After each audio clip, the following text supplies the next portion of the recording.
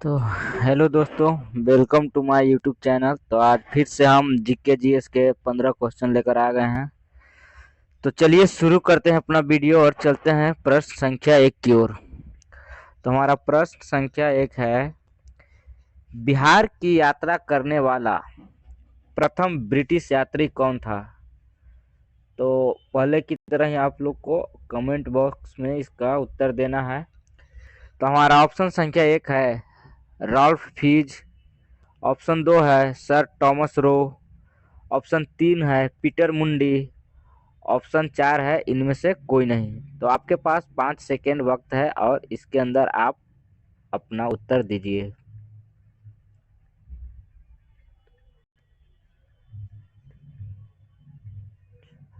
तो चलिए इस प्रश्न का हम सही उत्तर देख लेते हैं। तो इस प्रश्न का सही उत्तर हो जाएगा ऑप्शन संख्या 1 यानी रॉल्फ फीज। रॉल्फ फीज थे जो बिहार का यात्रा करने वाले प्रथम ब्रिटिश थे, जो कि 1615 ईस्वी में बिहार आए थे। ठीक। और अगर सर टुमरो की बात करें तो सर टोमरो जो है 1609 ईस्वी में जहांगीर के शासनकाल में भारत आए थे। तो चलते हैं हम अगला प्रश्न की ओर। तो हमारा अगला प्रश्न है, दिल्ली का कौन सा सुल्तान अशोक स्तंभ को कौशाम्बी और टोपरा से दिल्ली हस्तांतरित किया? तो आपका ऑप्शन है कुतुबुद्दीन ऐबक, जलालुद्दीन ऐबक खिलजी, ऑप्शन जलालुद्दीन खिलजी, ऑप्शन 3 है फिरोज शाह तुगलक, ऑप्शन 4 है मोहम्मद बिन तुगलक। तो आपको इसका सही उत्तर देना है।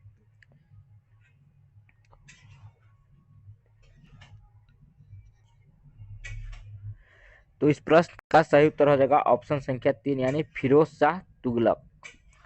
तो अब हम अगला प्रश्न की ओर चलते हैं। तो हमारा अगला प्रश्न है, जैन धर्म श्वेतांबर एवं दिगंबर संप्रदाय में कब विभाजित हुआ? तो ऑप्शन 1 है चंद्रगुप्त मौर्य के समय में, ऑप्शन 2 है अशोक के समय में, ऑप्शन 3 है कनिष्क के समय में, ऑप्शन 4 है उपयुक्त में से कोई नहीं।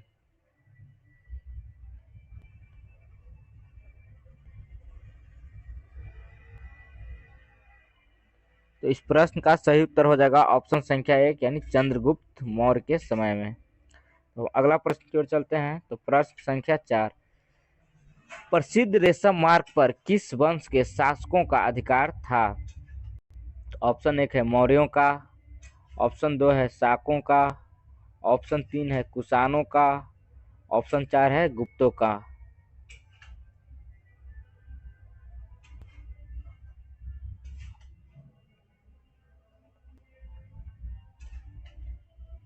तो इस प्रश्न का सही उत्तर हो जाएगा ऑप्शन संख्या 3 यानी कुषाणों का। कुषाणों का प्रसिद्ध रेशम मार्ग पर अधिकार था और कुषाण के कनिष्क जो थे वो सबसे प्रबलशाली शासक रहे। और रेशम मार्ग जो कि सबसे ज़्यादा रेशम का उत्पादन चीन में होता था, चीन को रेशम का जननी माना जाता है। तो अब अगला प्रश्न की ओर चलते हैं। तो हमारा अगला प्रश्न है, संविधान के निम्नलिखित संशोधनों में से किसके अंतर्गत भारत में महिलाओं के लिए ग्राम पंचायतों में 1/3 स्थान आरक्षित किया गया है? तो ऑप्शन 1 है 70वें संशोधन के अंतर्गत, ऑप्शन 2 है 71वें संशोधन के अंतर्गत, ऑप्शन 3 है 73वें संशोधन के अंतर्गत, ऑप्शन 4 है 74वें संशोधन के अंतर्गत।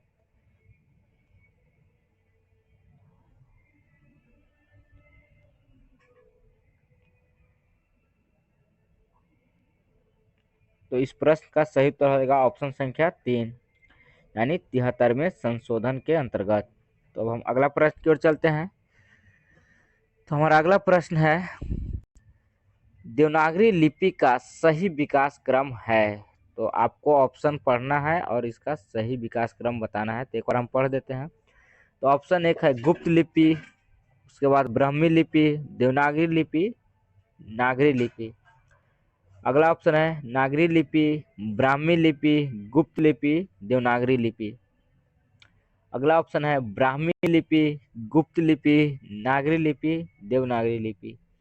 ऑप्शन संख्या 4 है गुप्त लिपि, नागरी लिपि, ब्राह्मी लिपि, देवनागरी लिपि।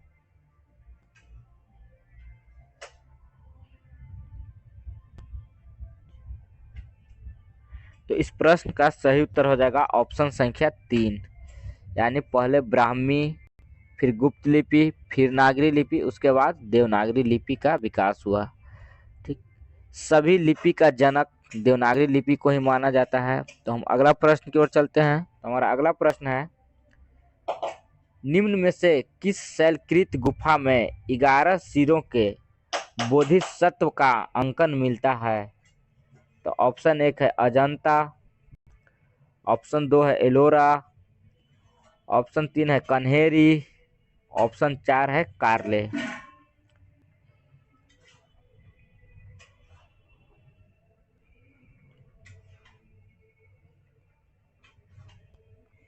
तो इस प्रश्न का सही उत्तर हो जाएगा ऑप्शन संख्या 3, यानी कन्हेरी। कन्हेरी में ही, जो कि महाराष्ट्र में है। और अगला प्रश्न की ओर चलते हैं। तो हमारा अगला प्रश्न है, मराठों एवं अहमद शाह अब्दाली के मध्य लड़े गए पानीपत के तृतीय युद्ध के समय कौन पेशवा था? तो ऑप्शन 1 है माधवराव, ऑप्शन 2 है बालाजी बाजीराव, ऑप्शन 3 है बाजीराव प्रथम, ऑप्शन 4 है सदाशिवराव भाऊ।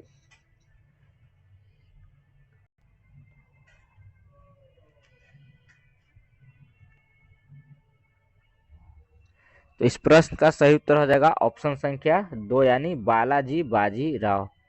तो अगला प्रश्न की ओर चलते हैं। तो हमारा अगला प्रश्न है, निम्न में से कौन सी संसदीय कार्यविधि भारत की देन है? तो ऑप्शन 1 है स्थगन प्रस्ताव, ऑप्शन 2 है कटौती प्रस्ताव, ऑप्शन 3 है शून्यकाल, ऑप्शन 4 है गिलोटिन।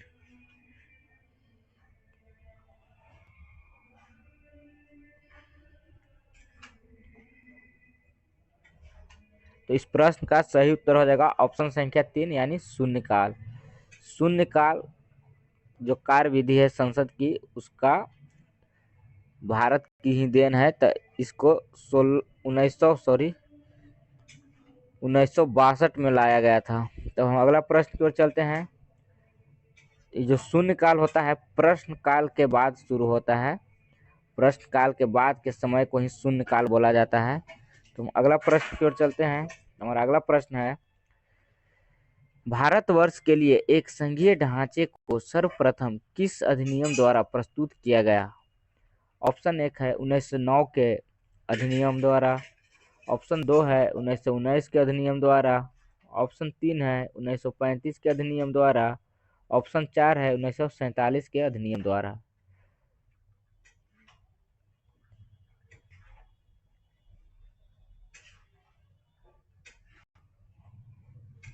तो इस प्रश्न का सही उत्तर हो जाएगा ऑप्शन संख्या 3, 1935 के अधिनियम द्वारा। तो अब हम अगला प्रश्न की ओर चलते हैं। तो हमारा अगला प्रश्न है, मंत्री परिषद के मंत्री परिषद से पद त्याग करने के लिए मंत्री किसे अपना त्याग पत्र संबोधित करती है या करेगी? ऑप्शन 1 है राष्ट्रपति को, ऑप्शन 2 है प्रधानमंत्री को, ऑप्शन 3 है लोकसभा अध्यक्ष को, या उपरोक्त में से किसी को भी।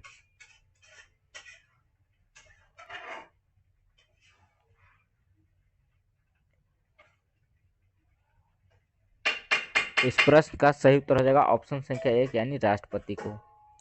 तो अगला प्रश्न की ओर चलते हैं।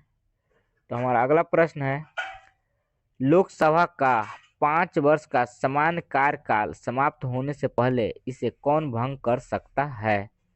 तो ऑप्शन 1 है प्रधानमंत्री, ऑप्शन 2 है राष्ट्रपति स्वतः, ऑप्शन 3 है राष्ट्रपति प्रधानमंत्री की सिफारिश पर, ऑप्शन 4 है राष्ट्रपति अध्यक्ष की सिफारिश पर। तो आपके पास 5 सेकेंड है।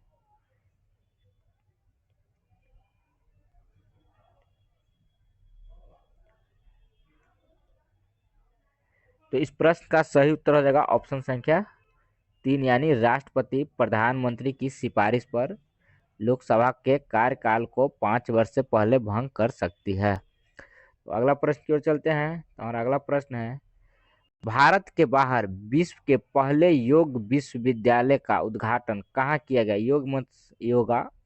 तो ऑप्शन 1 है टोक्यो में, ऑप्शन 2 है लंदन में, ऑप्शन 3 है पेरिस में, ऑप्शन 4 है लॉस एंजलिस में।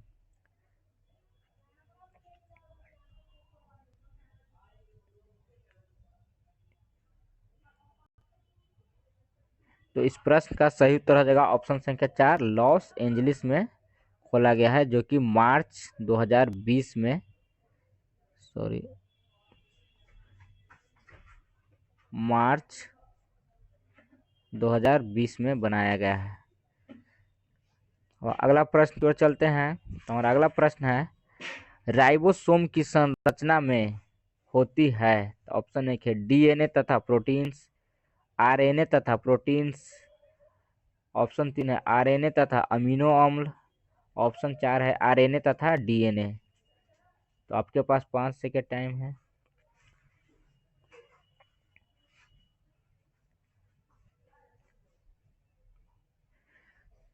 तो इस प्रश्न का सही उत्तर हो जाएगा ऑप्शन संख्या 2 यानी आरएनए तथा प्रोटीन। तो 60 से 40% आरएनए होता है और 40 से 60% प्रोटीन्स होता है। आरएनए जो है प्रोटीन्स का निर्माण करती है। तो हम अगला प्रश्न की ओर चलते हैं। तो अगला प्रश्न हमारा है, लैंप की बत्ती में तेल ऊपर चढ़ता है क्योंकि? ऑप्शन 1 है तेल अत्यंत हल्का होता है, ऑप्शन 2 है बत्ती में से तेल का विसरण होता है, ऑप्शन 3 है पृष्ठीय तनाव की परिघटना के चलते, ऑप्शन 4 है कोशिकीय क्रिया परिघटना के चलते।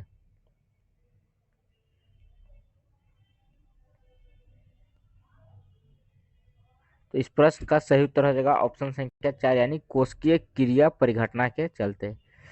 तो आज का सेशन यहीं पर समाप्त करते हैं। मिलेंगे नेक्स्ट वीडियो में।